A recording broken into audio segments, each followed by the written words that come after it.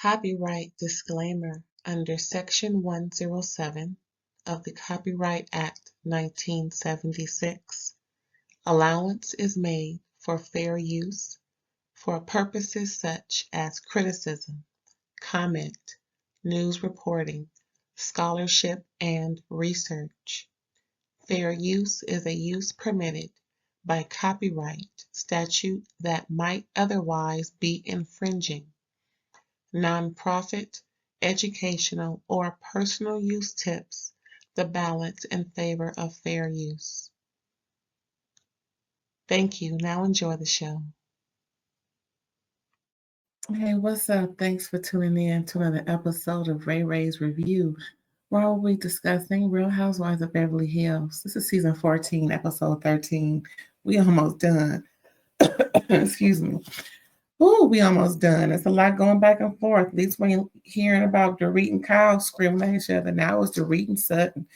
I mean, this is Dorit's a year child. I mean, I don't know what else to say about it. I mean, I don't know. It's like, for the most part, I think they be putting on for these cameras because I don't know. Maybe it's because I don't have relationships like this. Me and my friends, we don't fight and argue fuss. You know, anyway, child, I guess if he was paying me, but they was paying them, we could muster up a little some some vigor.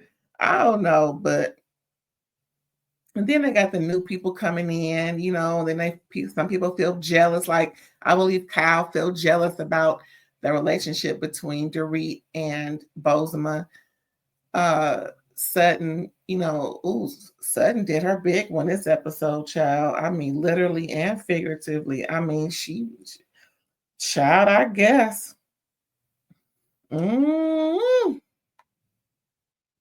Well, Sutton, I guess. I mean, it's funny how they, and what I say they, it's certain. It's certain. Before I say that, certain franchises of these reality shows, you can tell where their priorities lie. A lot of them favor the money, the wealth that they have. Some franchises favor the clout that they have. Certain franchises favor other things like being real family oriented. I'm just thinking about all the different reality shows out there, most of them Bravo shows, because that's primarily what's leading the pack in variety in networks with the reality shows on them. So let's just take all the different Bravo shows. I review, along with my co-host, Psychic ELB, also known as Aaron. We review Southern Charm and also Drag Race, but throwing out Drag Race, just concentrating on the Bravo shows. The people on that show favor etiquette and being proper for the most part. Of course, you know, inclusivity is a big part of the show. They're not the kind that would shun you based off of whatever you got going on if you're different in some type of way. That's what I really like about Southern Charm. They're very, there goes that very again. Girl, if you'll stop saying very. Listen, I'm trying to stop very from coming out my mouth for the 2025 and, you know, just getting rid of that word. So like I said, Southern Charm, they tend to move in the ways of mannerism, even though the pH balance says a whole different tale. But as you know, notice within the show, you know, they're with the etiquette and being proper and, you know, moving in a certain way. Got money, but they don't flaunt it. They live how they live. It is what it is. A lot of the reality, the housewife shows, they have their criteria, their what they find important with New York. Well, New York is different. These ladies, it's kind of hard to see where their what they favor. They've been all over the place. So let's just exclude NYC. But before this new group, it was about the money, you know. So along as well as OC and Beverly Hills, money is a big part of their persona. They have a lot of it. Okay. What is that show? Potomac. They just messy. Ooh, they favor mess. So I don't see anything else but them favoring mess in some form or fashion. Atlanta, they favor the clout that they favor the clout that people want to hang around them. They don't have a whole lot of money. Only one person had a whole lot of money. She ain't on the show no more. So it will be nice to see more opulence on Atlanta instead of what's good in the hood. Because, unfortunately, not a lot of those women have a lot of, have millions of dollars laying around. It doesn't look like it if they do. They may have one or two, but I'm talking about, at least 20 to 30. You know what I'm saying? Because that's what we tend to see, that's what we want to see when we see these ladies on TV.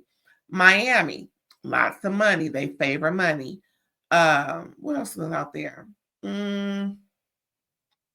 Salt Lake City, another more etiquette.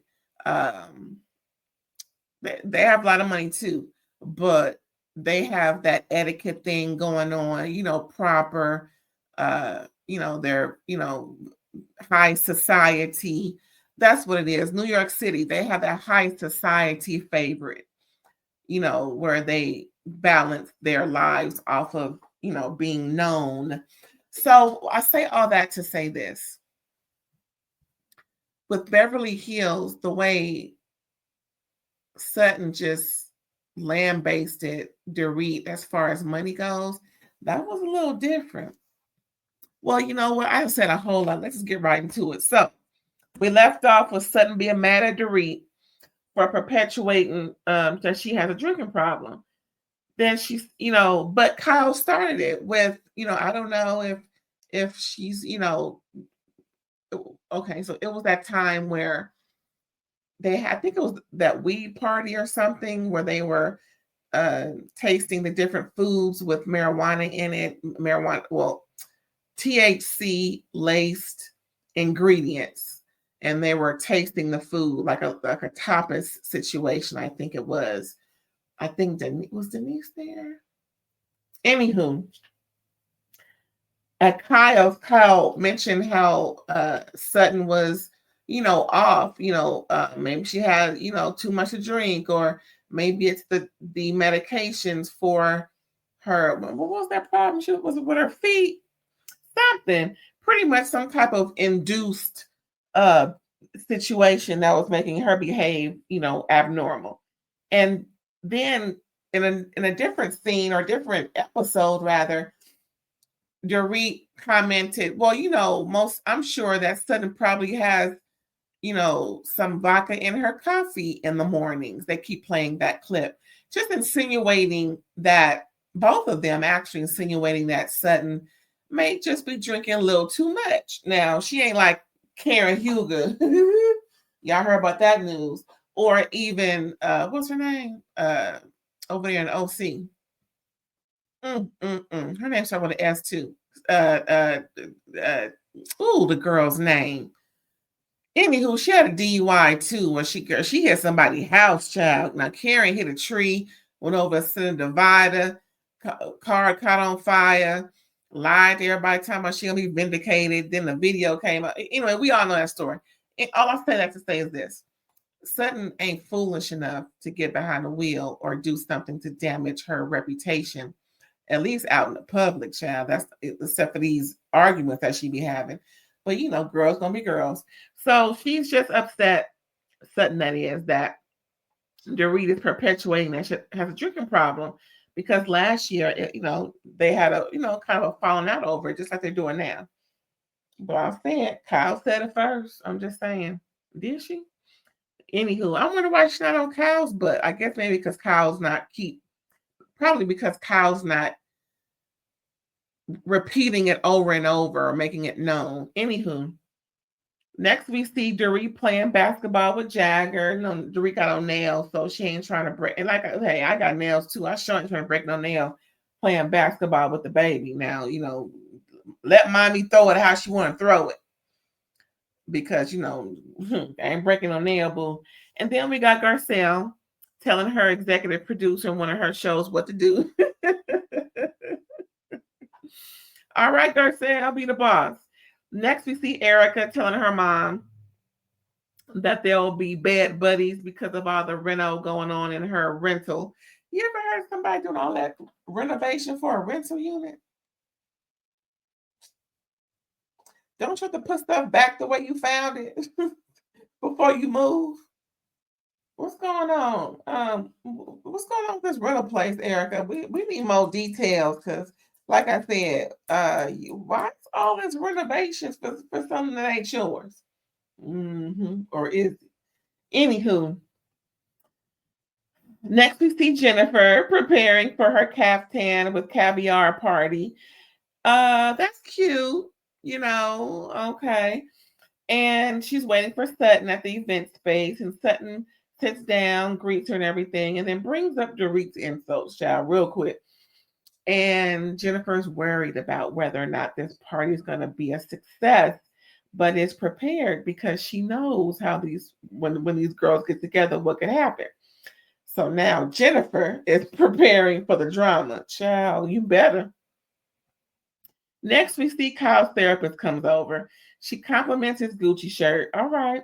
And they immediately start talking about her being alone, Portia going away for school. Then she kind of, deets on the guys' trip that Mauricio's going on with PK out there in San Tropez. San Tropez, a guys' trip. Now,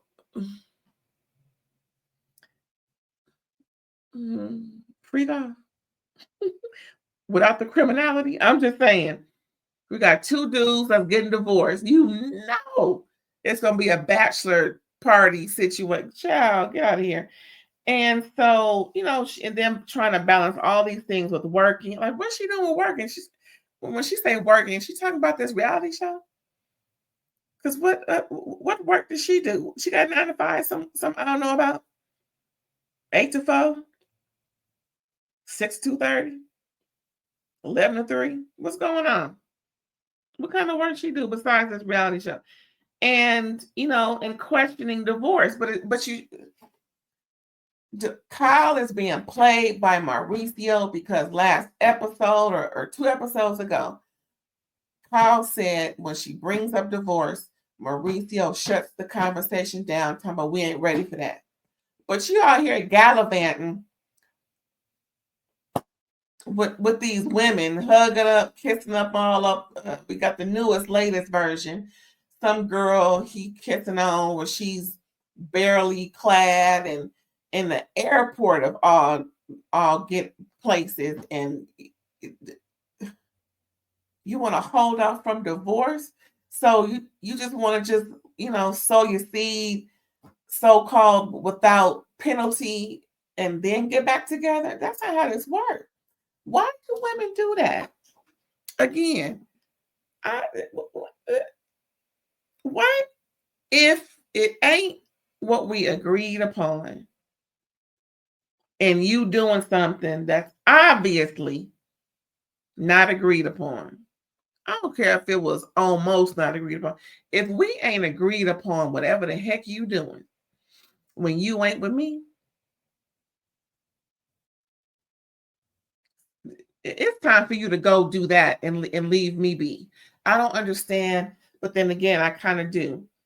When you have a lot of mental anguish going on in your genealogy and your lineage, you've been battling certain things, it's just always something that has a hold on Kyle. and it has something to do with, how can I say, mental stability.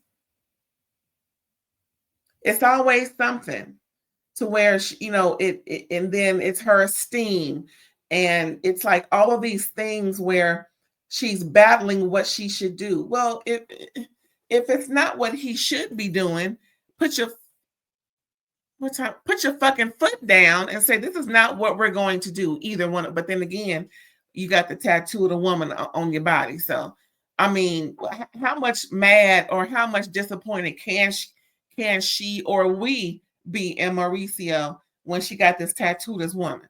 My thing is, listen, we going back and forth. I'll just say it. If me and my man going back and forth, and we, having, marriage problems, and he get a tattoo, I'm laughing because it's so preposterous. If he get a tattoo of any insignia of a woman he was messing with and expects me to still be married, oh, no.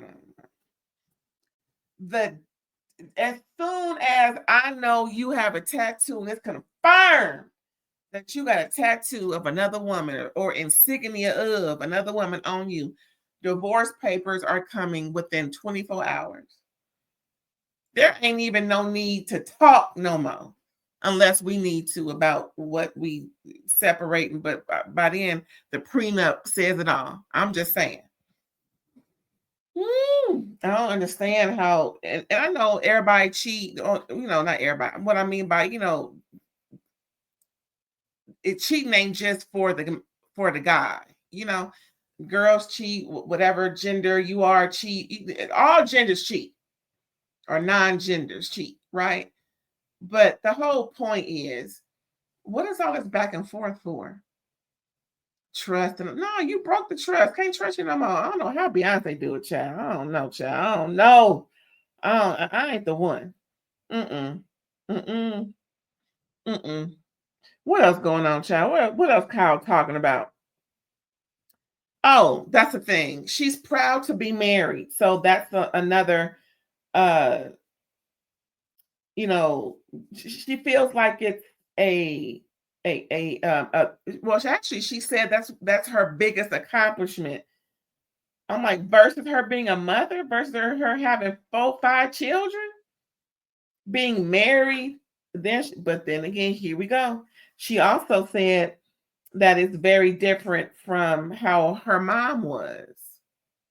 So maybe in a sense, she wants to be as far from her mom as she wants to, but she's battling that because that's her mom. See, the rabbit hole runs deep with Kyle. It's just a whole lot that's not being said, I believe, because, also secrecy is big in Hollywood on all sorts of levels, just like racism is institutionalized in every fiber of this country. So is secrecy out there in Hollywood. Everything's a doggone secret. You know what I'm saying? So it's just a whole lot, in my opinion, going on with Kyle. Girl, you mean marriage is your biggest accomplishment and you're a mother. Okay. I think she's making excuses for Mauricio, because she always says, I think he feels like, you don't know how that man feels. You can't speak for that man's feelings. You can't speak for the man's feelings.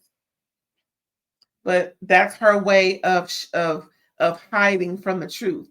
She wants to believe that he would think X, Y, and Z. Girl, how do you think that when he kissing, tonguing down some woman in the airport in front of the World Wide Web internet? Because when you outside, that's the World Wide Web internet. Because everybody's phone got capability of broadcasting whatever that phone can capture. The whole world can see within 5 seconds or less. So I don't want to hear nothing about trying anyway. Oh Lord, what else is going on? I'm done with Kyle because she got on my nerves. What else happened, child? Is that it with Kyle?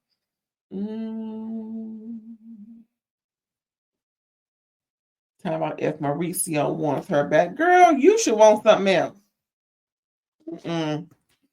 Oh, and then she talking about the kids saw what was going on and child, and we're gonna get to the fair a little later. So next we got the fertility going on with Bozoma and Keely. Bozoma then hired or sent off for some fertility specialists. I don't know where she's from. She's from somewhere. Anyway, she came to see Bozoma and she's doing some testing at her house. Bozoma says she get everything done at her house. Her hair, her nails, massages, facials, fittings. She don't go nowhere. Everybody comes to her. I know that's right. You know what? Speaking of that, when the Pandora hit in 2020, late 2019, and the nail techs said that they were not permitted to do nails in people's homes. I'm like, why not? Who gonna tell? Who gonna say something? Like, I'm like, who is gonna say something? Do you know I tried to get a couple of nail techs come to my house? I said, I can't be out without nails. If you see my Instagram at All Day Ray Ray on Instagram, you'll see I get my nails done twice a month. Feet too. Now you know we differentiate between with our nails. Nails don't always include feet. That's is it just a Southern California thing? Because we say I'm gonna get my nails done and my feet. Well, you got nails on your feet. Yeah, but we say nails for the hands and the feet, the nails on the feet. I'm going to get my nails done and my feet. And for me, I just throw a little, extra craziness, and that's I get my nails and my feet done. Feet, Feets, just to be a little funny with. But anybody else say nails for the hands, and they say they feet, like or do they say manicure? Well, I just get designs and stuff on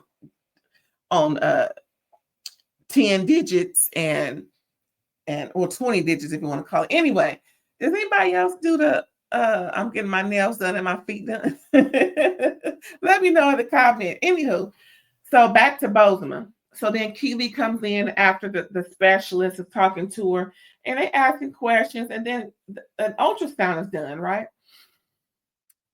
So it said they actually counted how many egg compartments she had. And the nurse counted 4 on one side, which is good because at dang near 50, there may be 0 to 2. So having 4 is a good sign. However, when you're 20, you can have a whole lot more than that, of course. And I'm like, wow, they actually counted the eggs. When I was growing up,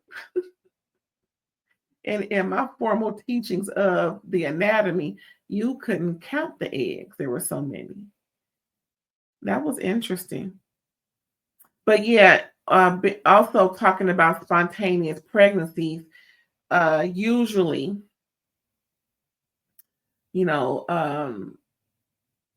spontaneous pregnancies are less than 2% with women her age. And because both her babies were preterm, that's an indication. It's a whole lot of, I don't know, girl, going on with trying to have a baby. And again, for all you mothers who want another baby or who want a baby and are compromised with similar situations, whether it's fertility, age, just body mechanics, consider the viability of that baby and consider what the baby's going to go through. Okay? It's not just you. And y'all can just hook the baby up to machines and it'll be all right. No. You want that quality of life for that baby to be most optimal. So put the baby's, chances first before you start wanting to do all these experimental stuff because you want to be pregnant or that you want a baby. Just saying. So next we see the ladies getting ready for Jennifer's party. Sutton, yeah, she pretty much money shamed Dorit, child. I mean, Sutton, it's just not a good look, they know they have money, but they don't, make people feel bad for not having as much as the next person. It's like, okay, Sutton, you get $350K a month or somewhere around there, at least $350K a month. We'll say that, or $300K. Anywho, she has a nice little something every month, and from what we hear, Dorit over there got a foreclosure on the house because she ain't paid the mortgage. I mean, hey, everybody can't have everything, but I just don't. Sutton is doing a whole lot. Anywhere, the Caviar Caspia event is happening. Everybody coming there with their caftans and everything, different colors, different shades, and everything. Dorit missed the caftan memo. I mean, Dorit came in there, I think she said a Dior dress. She was like, oh, did I miss the memo? But then in her confessional, Dorit was like, well, I don't give a doggone about no caftan, no way. So anywho, yeah, so, it is what it is. So Dorit Sutton sits next to Dorit, and Sutton gets the water, and someone said, oh, you're drinking water right now. And, it was hot outside. And Dorit was like, is that because of our previous conversation the other day? It felt like Dorit was going to say, go ahead and get your drink. I'm not going to say anything. It really sounds like that was going to be the next thing to come out of her mouth. But then Sutton said, well, damn, can I drink water? Ooh. So Sutton was like, dang, Dorit, don't start with me today. Sutton wasn't having it, but Sutton already said she was going to give Dorit what for when they were at that party, as she was talking to Jennifer, So that was the start of it. So then they go in, and sit down and everything. And Garcelle sees a place setting for Anna Marie. She's like, Anna Marie. And then they flash back to Anna Marie, the nurse anesthetist, and they flash back again to the party. It's like, oh, that's for, and then Jennifer explained, no, not her. These are my friends, and not. And Garcelle's like, ooh, thank God. Ooh, I was about to say, okay, I'm sure Anna Marie about to say something. She about to come out her bag. Anyway, okay, Garcelle, that wasn't really cute. Ain't nobody thinking about that woman, although I thought she was done wrong, in my opinion. I mean, I don't think she was trying to portray herself as an anesthesiologist. I believe that Crystal Minkoff got it all wrong. She was known as a liar, and people don't really want to, think about that part when they start, bashing Anna Marie just because, she's assertive and she knows what she's talking about, and she kind of proved something wrong, because I know a little something about the esophagus myself. And usually, even though you may be the patient, you may be the person going through it, you don't know everything. So you tend to rely on your lay intelligence on the matter versus a clinical perspective.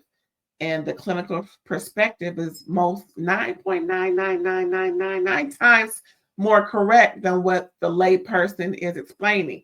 And from what I heard both of them talking, I can hear that Anna Marie was more correct in her assessment of the situation. It is what it is. I just think Anna Marie got a bad rap upon Sutton and Crystal's. Well, Crystal straight up attacked the woman, called her bitch and everything, and that was uncalled for. And I don't even think Crystal apologized. But anyway, like I said, I think Anna Marie was done wrong, and that's that on that. But that wasn't the same Anna Marie. Garcelle, calm down. So Jennifer, they're all sitting down and everything, and Jennifer mentioned that she's one half. Her dad is Chinese, and she's a Chinese American. And when Lord Faye Resnick, the one that got Nicole and Ron 187. Yeah, I said it. That's what I believe. I believe that. Ooh. Okay, real quick. I don't believe OJ did it. I never believed he did it, because back in the day, there were some things known about Nicole Simpson's lifestyle. Her so-called best, I say so-called, I'm gonna tell you why it's so-called. Her so-called best friend was Faye Resnick. Faye Resnick was known to be a substance dependency abuser, and she was in some type of anonymous rehab. When she got out, she went over to Nicole's house, driving the car around. So when you see a green Cherokee being driven by a white woman with blonde hair and a ponytail, you can't see their height. Faye Resnick is considerably shorter than Nicole. And with that being said, I believe that it was mistaken identity as to who was 187 that night. I believe that those people were looking for Faye, and they stumbled upon Nicole and Ron. Like I said, I think it was I think there were some people looking for Faye due to her extracurricular activities with, drug dependence, substance dependency and abuse. And she owed some people, and it was what it was. And when I say so-called, it's because when, what's his name? The famous attorney who passed away, who got OJ acquitted of 187, Johnny Cochran, when he introduced the necktie and it was automatically taken out of what the jury would have to consider, that was a part of, it was called a Colombian necktie. And that was a symbol that henchmen of traffickers would use to symbolize that they don't like the type of person you are, and they will get rid of you in that manner through a Colombian necktie. And those things were done. And so with all that being said, some of us have the notion that Faye Resnick was the one that should have been lying there instead of Nicole. It just so happens that, wrong place, wrong time. Anywho, and when I say so-called best friend, the fact that Faye wrote a book about her friend's death, trying to make money off of it. Well, why else would she try to make money? Because she need to pay some people off, right? Doesn't that make sense? I'm just saying. That's what I believe. You know what I'm saying? That's what I believe. And again, all this whole review is allegedly speaking, of course, but it is what it is. And we can get back to the show. So anyway, Faye Resnick, who was there, she's trying to get some airtime now. So she congratulates Jennifer on winning a Tony or some type of Hollywood award back from 95. Girl, if you don't get up, I'm thinking, oh, Jennifer doing something now. She talking about something from 95. It is 2020. Well, this is 2024 and it was filmed, I think. Yeah, this had to be filmed 20, but still, 2024 from 1995. Are you congratulating her on winning? Girl, where you been since 1995? Anywho, that's when Jennifer mentioned, and what's her name? Was it Garcelle also, or was it Erica? Anyway, somebody asked, "Are you the only sisters?" Yeah, I think it was Erica, besides the de Havilland sisters that won an award. And she's like, I think so, but also me and my sister Meg are the first Chinese American winners of whatever award that they were talking about. And that's when there's her talking about, oh, well, yeah, what's her name? Kyle's like, yeah, I'm part Chinese too. And then what's her name? Erica said, well, I'm part, Native American, indigenous. And and then Erica said, well, Cher is Armenian. I was like, what? Yeah, Armenian from the Valley. Then she gave a name. I can't remember what she said, child.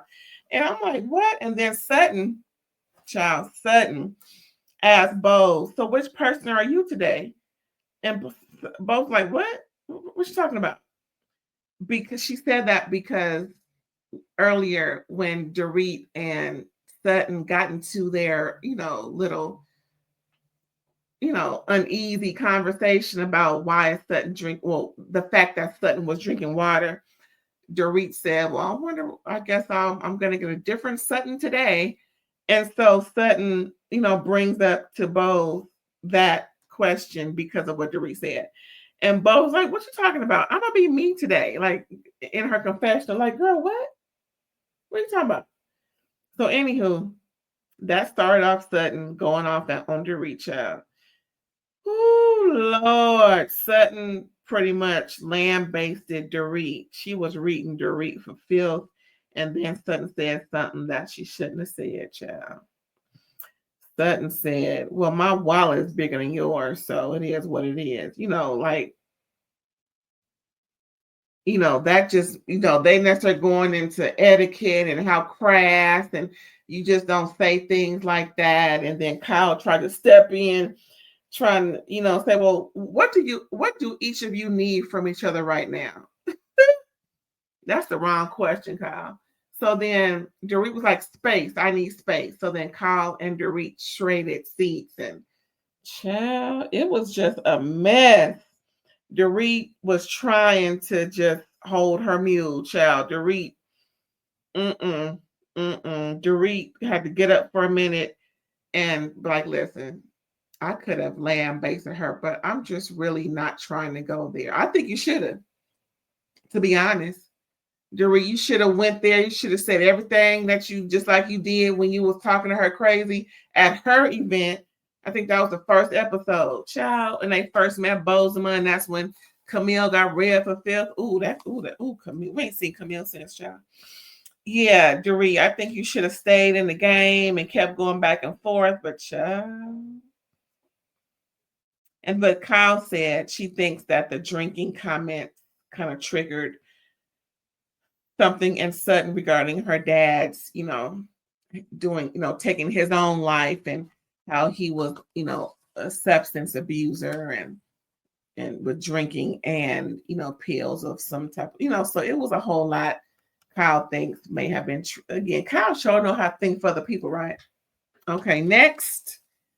Speaking of Kyle, next we got the Mauricio affair, child, leaked on social media. Everybody talking about it. Everybody is just, giving their own sentiments, and they all FaceTime each other. We got Erica FaceTiming Kyle, asking her how she doing. Girl, I know it's tough. Sutton telling Garcelle the photo was planned, and they using it, and using paparazzi to tell a story because that certain airport ain't got nobody in it. And then Sutton said, one time I saw some Jennifer Aniston there at the airport, and there was no paparazzi anywhere. Out there in Greece, child. Maurice out there in Greece sowing his wild oats. Anywho, so then we do the after show, right? And it's all about the pics of Mauricio. Kyle says kids were upset as fuck, as they should be. Kyle not happy, and is this another reason to move forward? Girl, you should have been moved forward. What's wrong with you? Is anybody telling her this? My voice all high. I don't even know this woman, child. What is going on in the world? Ladies gossiping. Sutton and Jennifer says, like I said, the airport never got paparazzi. And Jennifer said the same thing, child. She was like, I've been there too many times. But, all of them been everywhere, child.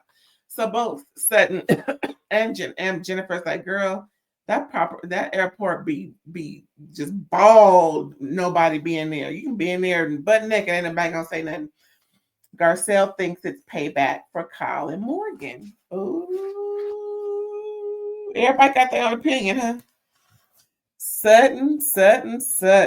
Now we're back to this water thing, right? Sutton says, they say Sutton never orders water.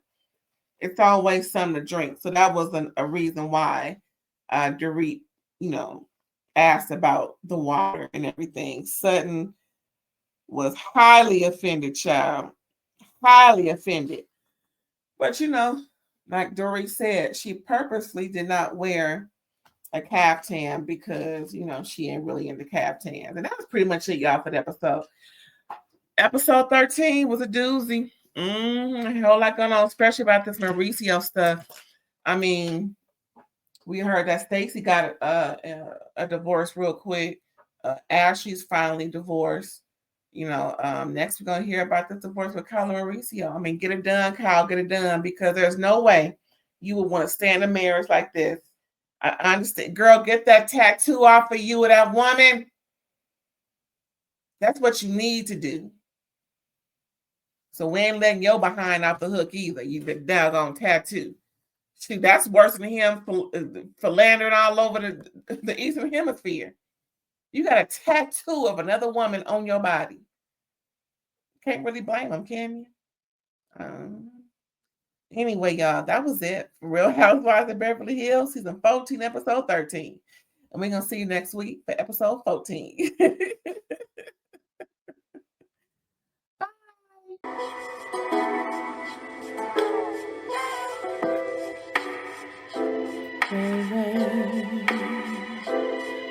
Bye.